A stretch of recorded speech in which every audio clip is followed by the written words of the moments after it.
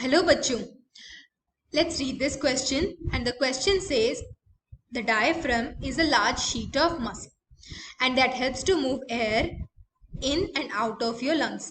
Breathing is automatically controlled by the brain, but you can choose to hold your breath or breathe deeper. What kind of muscle do you suppose makes up the diaphragm? ये question हमारा यहाँ पर ये कह रहा है कि diaphragm एक मसल है जो कि हमारे लंग्स से एयर अंदर और बाहर जाने में हेल्प करता है, पर breathing as a process automatically brain से कंट्रोल होता है। पर हम ये चूज कर सकते हैं कि हम हमारा सांस कितने देर तक रोक सकते हैं या फिर ज्यादा गहराई से सांसें ले सकते हैं या नहीं। तो फिर डायफ्राम एक कैसा मसल हुआ? चलिए की कॉन्सेप्ट पे जाते हैं।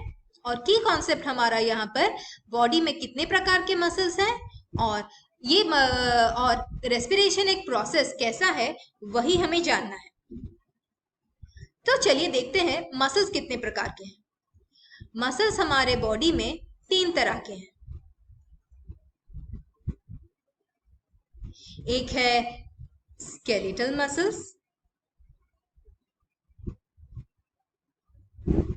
दूसरा है स्मूथ मसल्स,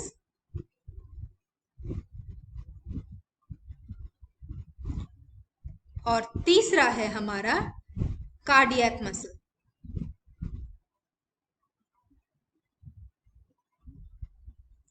स्केलेटल मसल हमारे नॉर्मली लिम्स पे पाया जाता है, जैसे हमारा हाथ, पैर, और ये वॉल्यूंटरी नेचर का होता है,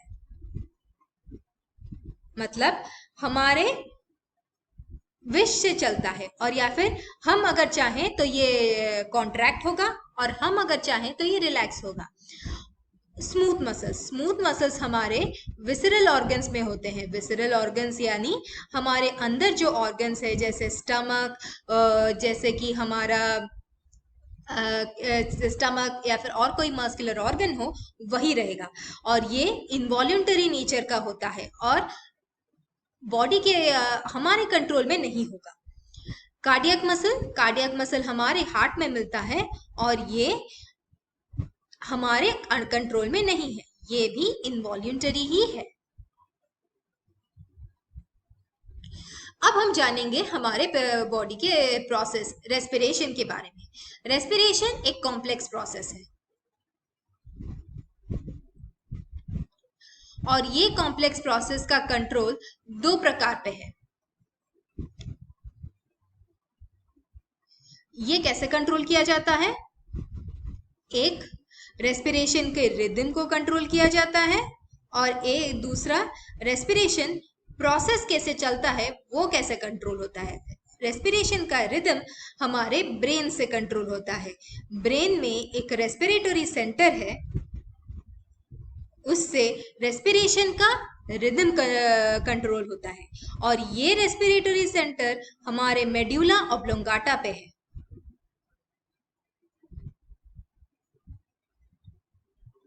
और रेस्पिरेशन एज अ प्रोसेस वो कैसे कंट्रोल होता है? जैसे कि हमारे लंग्स में एयर अंदर जाता है और बाहर जाता आता है, वो कंट्रोल होता है हमारे रेस्पिरेटरी मसल से।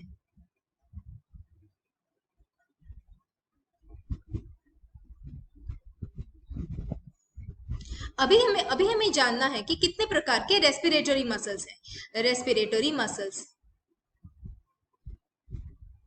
रेस्पिरेटरी मसल्स हमारे 2 प्रकार के हैं। एक है प्राइमरी और दूसरा है एक्सेसरी। प्राइमरी रेस्पिरेटरी मसल हमारा डायफ्राम है, जिसके वजह से हमारे लंग्स के अंदर एयर आता है और जिसके वजह से हमारा एक्सपिरेशन होता है। एक्सेसरी मसल्स फिर से 2 प्रकार के हैं। एक है एब्डोमिनल मसल्स और दूसरा है इंटरकॉस्टल मसल्स। अभी हमें डायफ्राम के बारे में जानना है। डायफ्राम एक कैसा मसल है? डायफ्राम एक कैसा मसल है जो कि हमारे क्वेश्चन का मेन पॉइंट है।